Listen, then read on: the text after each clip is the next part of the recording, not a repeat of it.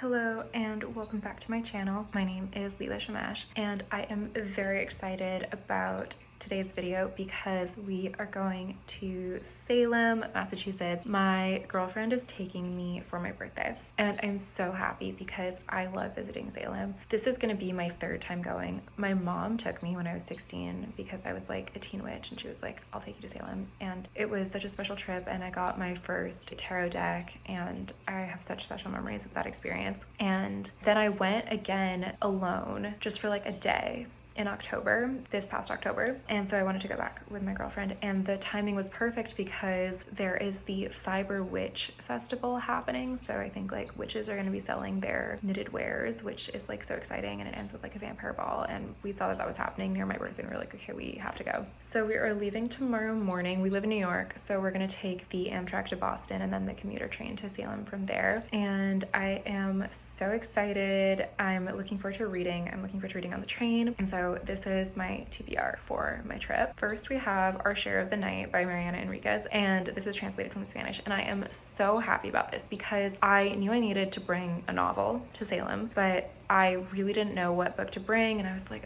like maybe I'll just like find one there. And I was like truly like, what book do I bring to Salem? What novel do I bring? And then last night for my birthday, my dear friend Maria, who I've talked about before because she gave me another book that I loved, gifted me this book. And there was a story behind it for us, which was that I had given her Thirst in the original Spanish because I read it in English and loved it and wanted her to experience it. And then as I was giving it to her and telling her about it, she was like, oh my God, this reminds me of Mariana Enriquez. And actually, I can't believe I never thought to tell you about it because I think that you would love her. And then we were looking, and of course, the first blurb on the back is by Mariana Enriquez. So that is really perfect timing. I think that there are some witchy elements in here. So that's exactly what I was looking for the vibes of this trip. And yes, I'm really, really excited to get into this. And then the other book that I'm bringing is The Witches by Stacy Schiff. I don't have the dust jacket for this because my thesis advisor gave it to me last year because I was writing about the historical witch trials for part of my thesis, though this one really tells the story of the Salem witch trials. But I was looking more at the European witch trials for my thesis, so I was focusing more on books like Caliban and the Witch by Sylvia Federici and Witches, Midwives, and Nurses by Barbara Ehrenreich and Deirdre English. But I am interested in this book, and actually I saw the Good John Proctor play last year, and actually I had seen The Crucible when I graduated high school. My best friend Georgia and I came to New York to see it from Montreal, where we're from. And anyway, one of the actresses in the play shared on Instagram that she had read The Witches by Stacy Schiff in preparation for the role and that she found it to be a very insightful read. So anyway, all of that to say, I'm interested in this book. I want to read it, and what better time than in Salem. I started this book in October and I've got an annotation key going, and the main thing that I have had to keep track of in reading this book so far is what I called insane colonial perspective, because this author seems to have a perspective on colonization that's like very pro colonization, which I guess is like a mainstream view in America, but like really surprises me every time and like shocks me when things are presented. Like, what are examples? Yeah, just like a lot of reference to Indian attacks, the bravery of white women who were facing Indian attacks. Like the examples go on and on and on, thus the tabs. So I will be continuing to track that. So that is my TBR for this 3-day trip. And I definitely want to go to Wicked Good Books, the bookstore, too, while we're there. So we'll see. But let me know if you're like me and you pack way more than anyone could realistically read on a 3-day trip. And I'll talk to you tomorrow when we're on our way. I love you, Sonny. I'll miss you, sweetie.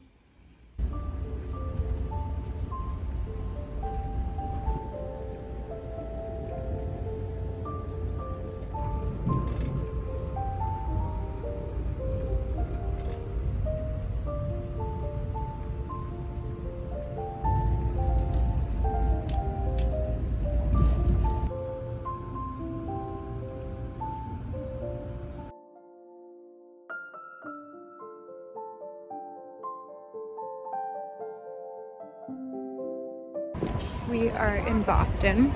I just grabbed lunch at the cutest place called Pink Carrot. It was so cute in there. I am obsessed.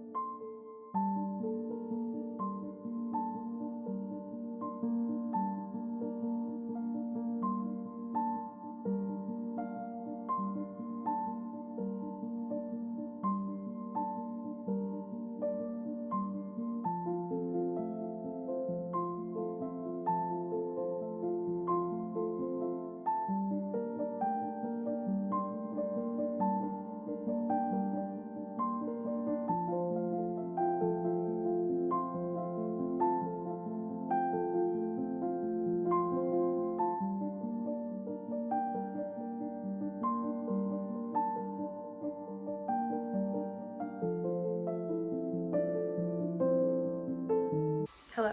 So we are in Salem. We went to Life Alive, which, okay, so I first came to Salem 10 years ago when I was 16. I just turned 26. And at that time, my mom and I went to Life Alive and I had the Goddess Bowl and it changed my life forever. I kept like a takeout menu from Life Alive and I like had it up in the kitchen in my mom's house and I would always look at it and just feel inspired. And literally like for 10 years I dreamt about the Goddess Bowl and knew its significance in my life in like setting me on the path of loving stuff like honestly anything green goddess. I'm like, yes, you got me. And when I came in October I had it again and I sort of tried to like set realistic expectations and be like, it's not going to be like amazing, it's probably just going to be good or fine, you know. But it was amazing when I had it in October and it was amazing again tonight. And we got smoothies and they were so good. And I love the nutritional yeast shaker. That's like how you know you belong here. It's when they have not only the nutritional yeast jar but the nutritional yeast shaker. I'm like,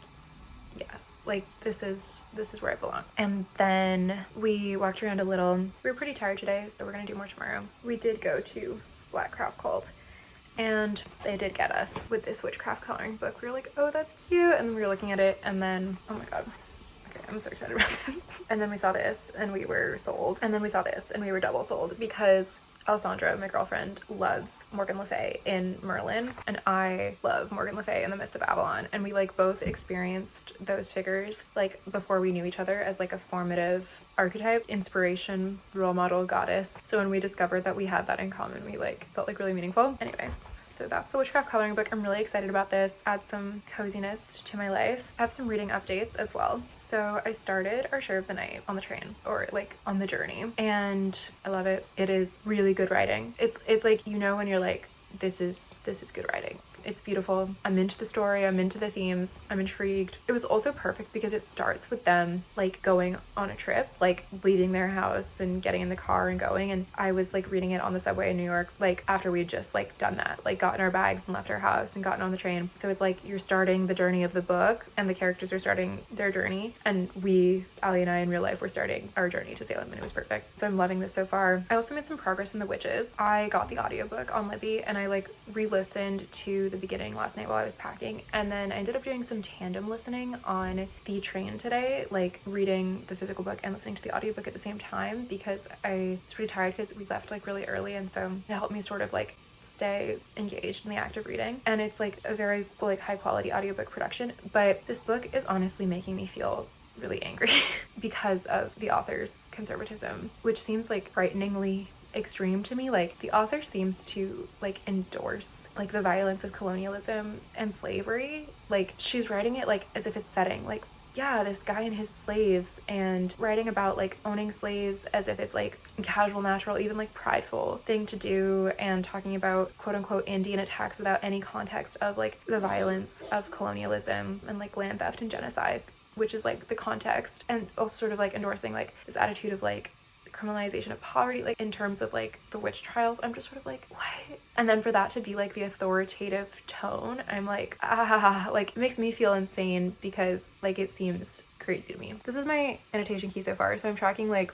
the colonial perspective that I've been noticing, and so that includes like representations of Indigenous and Black people that I find like really frighteningly, like extremely problematic. And then what I'm calling girl power, like the position of like the girls who were like accusing witches in Salem, like the little white girls. And something that I feel like is really going on in this book is like, I wrote, rich white girls oppressed by patriarchy aligned with capitalist / white supremacist power oppressing others. Like that's what I feel is going on in this like moment for these girls in Salem accusing witches. And she also has this habit of describing men that I consider terrible, like who are like colonizer, slave owner, like Christian Puritan guys who are like doing like a lot of violence, and she's like, he was so handsome. Like she does this like repeatedly, like that's the green tab. I'm like, what? And then in purple I'm tracking like the characteristics of witchcraft. So yeah. Okay, I also want to tell you about my bookmarks because I love it when stuff matches. In Our Share of the Night, I've been using this one, which I picked up last time I was here from the Salem Public Library, and I'm so obsessed that these hand designs match, and then the yellow sparkles on this bookmark match the yellow text on this cover. I love that. I'm just tapping in yellow, like the stuff I like. And then in the Witches, I have Katie's Readings Halloween bookmark, so that makes me really happy.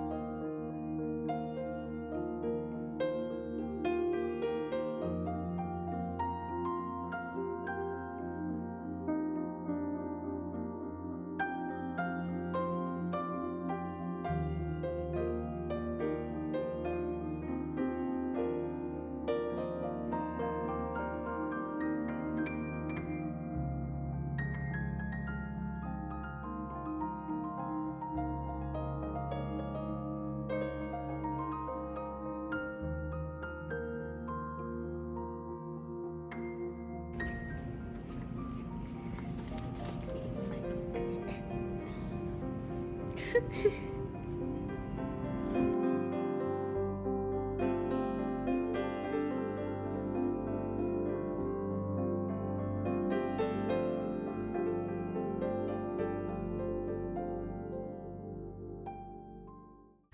It is the evening of our second night in Salem. I am having so much fun. I love it here so much. I'm so happy. I have a few things to show you. This morning we started our day by getting black craft coffee, and on our way there we passed by House Witch, and I know that I love House Witch. I have read their book. I'm like a fan of them. I used to read tarot at Hecate in New York, and when someone came in who had lived in Salem, and she said that like my energy like resembled the energy of the store, and I like really felt that. Anyway, I got a couple of small things from there. Okay, so the first thing that I got from there is this little pin that says punk rock witchcraft rules okay in Gothic font, red on black. I'm like obsessed with that. I am a huge Riot Girl, Kathleen Hanna fan, and this is just like so perfect for me. I'm so happy about that.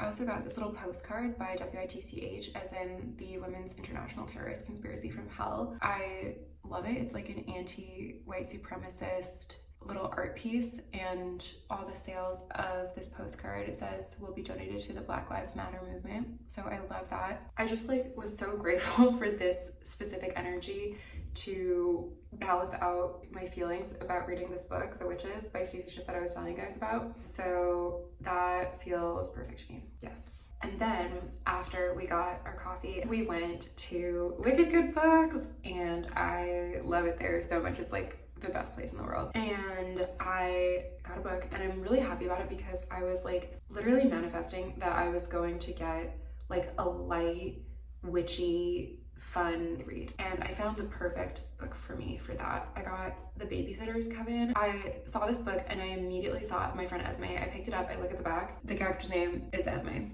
So I was like, yes, that's perfect. And like Esme is my friend from Montreal who also grew up in the Mile End, and I feel like we were like the Babysitter's Coven of the Mile End as teenagers. So like, I just love that so much. This looks like it's gonna be super fun. It seems like it has some sapphic vibes, so I love that. And there's sort of some like Buffy energy as well. So I can't wait. I started reading it tonight while we were waiting for our takeout pizza, and it was perfect for like sitting in the booth at the pizza place. Like, you know, it's perfect. I love it. And then we went to the Black Cat store, and we got this little souvenir for our cats. It is a pouch of catnip and a little mouse. So I think they're gonna love that, and I'm really, really happy about it. I also got these tiny little tarot cat stickers. I got the Two of Pentacles, and I am obsessed with this image. It reminds me of me and Alessandra, and I'm really happy that I found it because I actually had this exact sticker that my dear friend Sammy gave me on my laptop, but it sort of peeled off, so I'm really happy to have it again.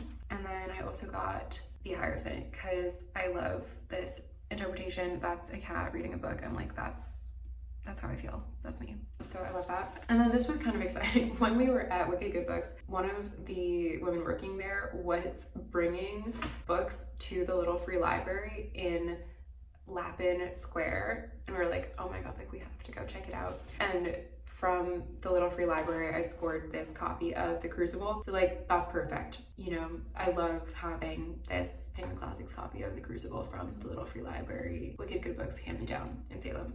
Like, that's so great. Maybe after I finish The Witches, I'll read this with that context. After that, we walked into some other stores. We got some soup, which was very cozy, from the Soup Factory. And then we went to the library. We went to the Salem Athenaeum and the Salem Public Library, and I loved both so much. I'd been to the Salem Public Library last time I came here, and it was like the best part of my trip.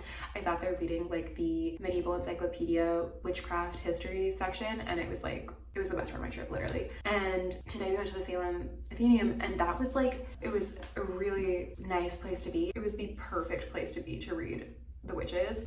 I loved it there so much. And then we went to Salem Public Library, and we continued to read for a little while. And also I got some cute Salem Public Library bookmarks, which I'm so happy about. And the purple one matches my new book so perfectly, and you know that makes me so happy, so I love that. I don't really have too many reading updates. I did make some progress in the Mary and Enriquez this morning, and I love that the characters are staying in a hotel and we're staying in a hotel. I just love it when stuff matches. That makes me so happy. And I made a little more progress in The Witches, and I honestly don't really have much more to say about it. Then after the library, we went and got a vegan pizza, and we're gonna have a movie night. On our watch list is The Witch and The Love Witch, so I'm so happy about that. And then we're thinking maybe we'll watch The Craft tomorrow night. But anyway, those are all my updates. I'm just having the best time in Salem, and I'll talk to you more tomorrow.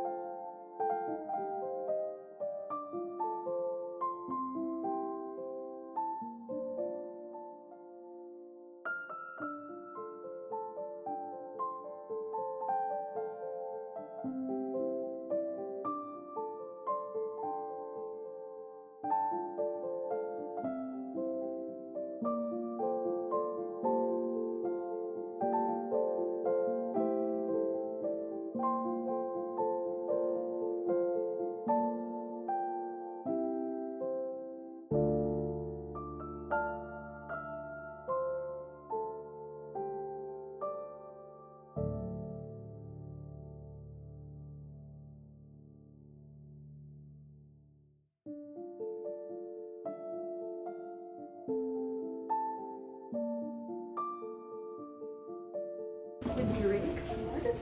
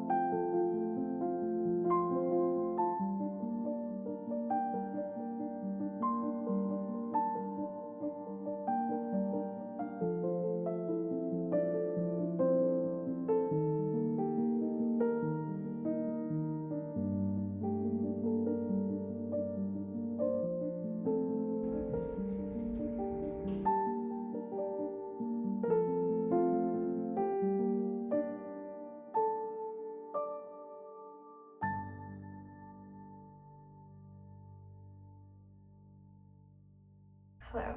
It is our last night in Salem, and I thought I'd give you a little update. So last night we watched like 5 minutes of The Witch, and then we're like, this is too scary, and switched to The Love Witch. And though I've seen that film literally countless times, something new is revealed to me each time. Like, Annabelle is just such a genius. I read some more Our Share of the Night at breakfast, and I'm liking the like witchy imagery that has been brought in with like tarot and goddesses, and yeah, I'm into that. I've like not made it very far in the book, so I'll probably continue reading this like into the summer, and I'm enjoying it. Today we went to the Salem Witch Museum, and I really enjoyed the exhibit about the archetype of the witch and the European witch trials and their sort of contemporary significance. And then we went to the Salem Witch House, which was really significant for me because when I came to Salem when I was 16 with my mom, we went, and I think it like really imprinted on my soul because it ended up sort of influencing my novella, which I recently like finished and submitted to a press for hopeful publication. So Allie got me this souvenir of a little Salem Witch House patch, which reminds me of like Girl Guides, and it's just like so cute, and I'm excited to proudly sew / iron that onto something. And then we went to the cat museum, which was like literally the best thing ever. We had like truly so much fun reading the library and doing little tarot and oracle readings with some of the cat tarot and oracle decks that were there, and doing little crafts in the craft room. We each made a cat for the wall there, and I also made this fabulous bookmark, which I am very pleased about. And I got this postcard, which is just like so perfect and it's gonna look so cute in our house. Greetings from the Witch Kitty City, Salem, Massachusetts. Salem, Massachusetts. I love it. And then we went back to Life Alive, and this time we got the rainbow bowl and some of the house-made kombucha, and it was delicious and perfect, of course. Tonight we're planning to watch The Craft and maybe some Buffy, and I'm hoping to enjoy some more of The Babysitter's Coven. Like, I just want to have like the most cozy, cute night like that. I did also want to show you the books that I made Allie bring to Salem, because I feel like they have perfect vibes, and I like wish that I could read them for the first time again here, if that makes sense. So the first is Mirabelle and the Naughty Bat Kittens, which they actually gave me for Hanukkah.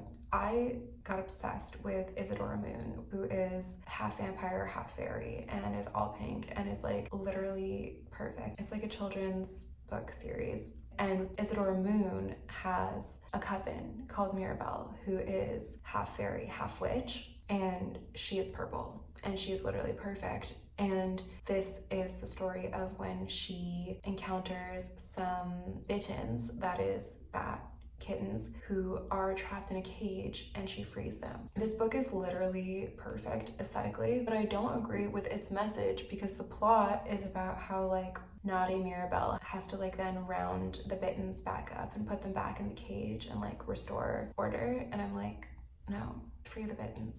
But I love this book so much. It's like so fun and cute and perfect, except for that. Look at that. It's so cute. And then the other one that I made them bring is Everyone Knows Your Mother is a Witch. This is a novel. This book is like so incredible. It's like a fire that burns. It's so well written. It's so good. It's so like historically immersive about a witch trial in Germany from the perspective of a woman who is accused of being a witch, who's like hilarious. And yeah, this is like so funny. I love it. So I highly recommend this book if you're like in the mood for a witchy novel about the historical witch trials that is brilliant and devouring. So yeah, tomorrow is our last day in Salem, and it's also the start of the Fiber Witch Festival, which is like what inspired us to come at this time. So I'm looking forward to seeing that, and then we will take the train back to New York.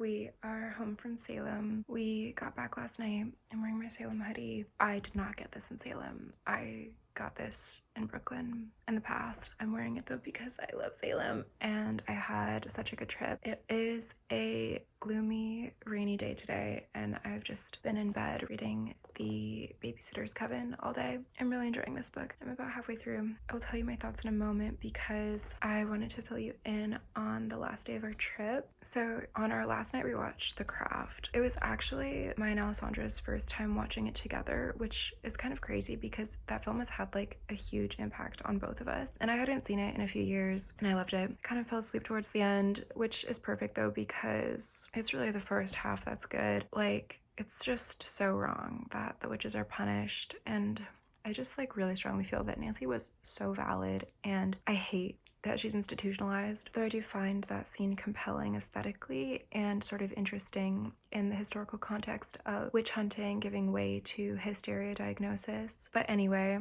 the witchcraft store they go to is like so Salem and so Magic Box and Buffy. I feel like we really had the perfect like watching experience on our trip. Like the first night we'd watched the Buffy episode with Miss Kitty Fantastico, like when Will and Tara are falling in love, which was just so cute and perfect. On our last day we went to some more shops in the morning and I got some gifts for Allie, which made me happy because the whole trip was just like such a special and magical gift to me, and so I was happy to have a chance to say thank you. And then we went to the F&EM again and read on the second floor, which was so nice. And then we went to Life Alive again for lunch and I got the hummus plate, which was perfect for me. And then we went to the Fiber Witch Festival, which was so cute and amazing and perfect. And then we took the trains back and I read The Babysitter's Coven. Also in Boston, we got Thai food from a place called My Thai Vegan Cafe, which I loved. And then in the book, they get Thai food for takeout dinner. And I was like, nice. My friend Bronwyn taught me that when there are synchronicities between the art that you're consuming and your life, it means that you're aligned. So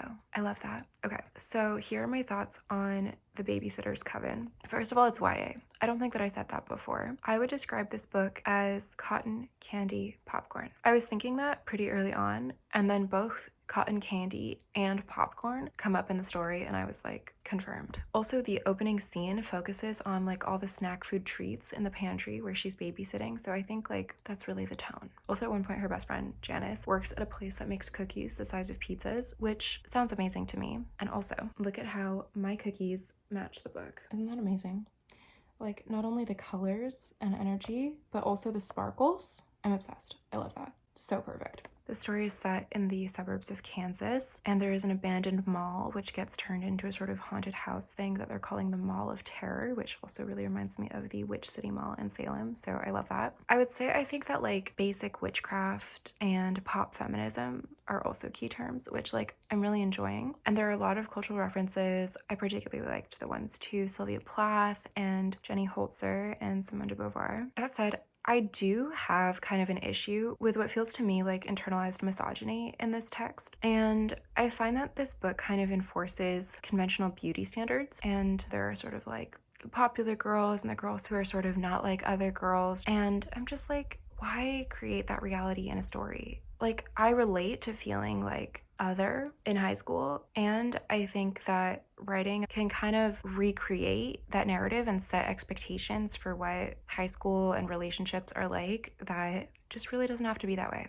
And there is also what has started to me to feel a bit like a fixation on weight and food, and that just feels so sad to me and just gives me a sense of like a way of being in the world that's based in just so much shame and restriction and a kind of cycle with that. And it just is like, it's really painful. You know, it makes me really like ache, like heartache. And I mean like this like attitude reminds me of like mainstream women's magazines and most movies and TV shows and like media in general. So like I certainly don't blame the author if she's like absorbed that from culture, but then seeing it sort of recreated and not with a critical perspective does kind of make me sad. So I would recommend supplementing your reading with the Riot Girl Archives, Kathleen Hanna's memoir, and all of the Rookie yearbooks. And speaking of women's magazines and Rookie, I do feel like the fashion in this book is a real strength of the writing. Like Esme and Janice, who are a lot like Cher and Dion from Clueless, are always wearing really creative outfits, and they love thrifting, and I really enjoy that. And it does remind me of reading Rookie and thrifting as a teenager. Okay, but also this book is not sapphic. That was wishful thinking or me projecting my desires onto this book. And it is honestly like so disappointing to me how not sapphic, because like literally Cassandra walks in and then they're like with a hot guy behind her and it's her brother, and that's who Esme crushes on. And I'm just like, why date each other? And also, this guy sucks. I do not trust him. And I am really hoping that I'm right to not trust him. Like that this book is going to subvert the conventional straight romance plot, because I personally just find that like so boring. And there are some clues that I might be right to not trust. Anyway, we'll see. Also, Esme's mom is in the psych ward, and I'm like, free her. And again, I do find that interesting conceptually, and it kind of ties back to the craft in that we're getting hints that she is part of a secret coven. So I'm really interested to see how that unfolds, because this culture is based on the burning of witches and then the institutionalization of hysterics, so that we could have a white supremacist, colonial, Christian, capitalist patriarchy. Also, that secret coven is kind of conceptually similar to Our Share of the Night, which also has a secret order. So that's fun. And yeah, I'm gonna finish this book and then I'll give you a final update when I'm done. Tonight is the night of the pink moon, so I think that we're gonna watch some more Buffy and finish the pink cake for my birthday, which is perfect.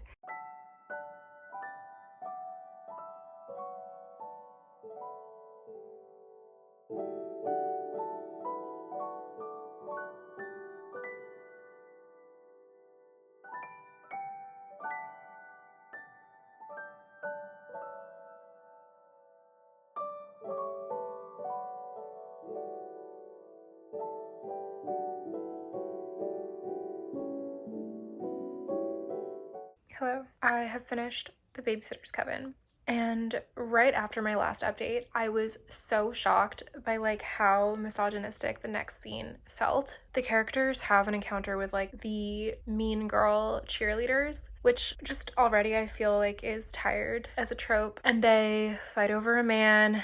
It's just so disappointing to me. And then the word solidarity is evoked in regard to trying to break up the fight. And I'm like, yes, okay. But then the narrator refers to a dog using the pronoun it, and I'm like, okay, a dog is not an it. But then she says Stephanie wasn't a dog, but she sure as hell was a bitch, which really shocked me for how misogynistic it was. And then another cheerleader is told to shut up by the male authority, and I was just like, what? Like, no. And then the male authority in question, the gym coach who turns out to be their counsel, which is like a watcher in Buffy, behaves in this horrifying way, saying things like, get in the car or I'll make you. And then later, as part of the plot, he's wrongly accused of having behaved inappropriately with his female students. But I'm like, that was extremely inappropriate behavior regardless of him being their counsel. And then, so they're mystical babysitters with powers. They're called sitters. It's very similar to slayers. And I like that the sitter law is to harm none and that they don't kill. But the way that their counsel describes the role of sitters is like cops saying, you enforce the rules and the police don't have a clue and governments are useless, but sitters get it done, which is simply not the vibe that I personally am looking for, which makes me even more excited for the forthcoming Herculine by Grace Byron, which she is called Trans Girl Buffy, and is described as following a young trans woman after she leaves New York City for the seemingly idyllic all-trans girl commune, only to discover that demons, both literal and figurative, haunt her fellow comrades and choose their next prey. Like, yes to that. I cannot wait. I already put my pre-order in at Hive Mind. Let's go. Speaking of Buffy, I did enjoy in Babysitter's Coven reading the explicit reference to Buffy the Vampire Slayer as Alessandra and I were having a Buffy night. It was perfect because we watched Restless, which was the perfect post-trip vibes, and then we did a little pink moon ritual, which was so lovely, then watched Buffy versus Dracula, which was perfection,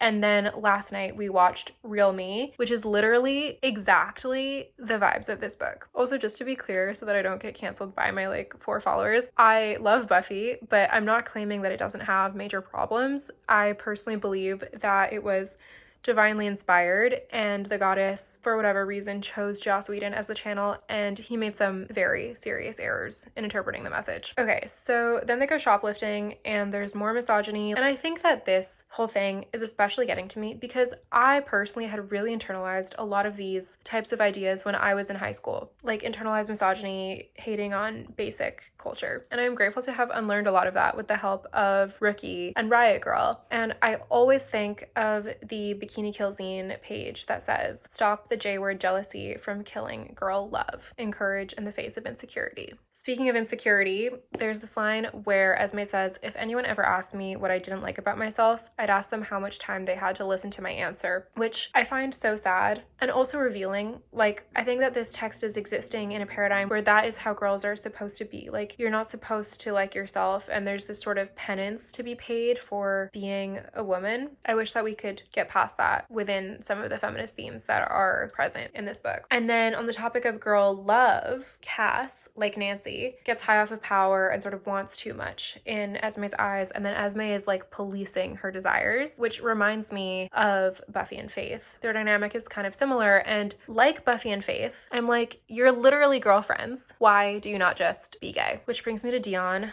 I feel like I was so right to not trust him because he works against them and summons a demon, and there's this whole thing. So then it turns out that their father is that demon that he summoned, and the dad wanted to come back from where he was banished, and he promised his son power and respect. And that I feel like is quite interesting because it is getting at maybe backlash to feminism that we're seeing play out in a big way in the world right now. But then it's like he was innocent, which I find annoying, like he didn't realize what he was doing. But Esme acknowledges that he chose to be a pawn, which I'm like, exactly. And she doesn't forgive him at this point. This is the first book in a trilogy, so I'm really hoping that the romance with him does not continue. I don't know if that hope is founded. I am not Team Dion. I am Team Cass. And the plot with the mom turns out that she was never mentally ill. She was just cursed. And there's this moment where she's sort of magically cured, which I honestly found disappointing. Like, for me, it would have been cooler to see her wisdom being honored even in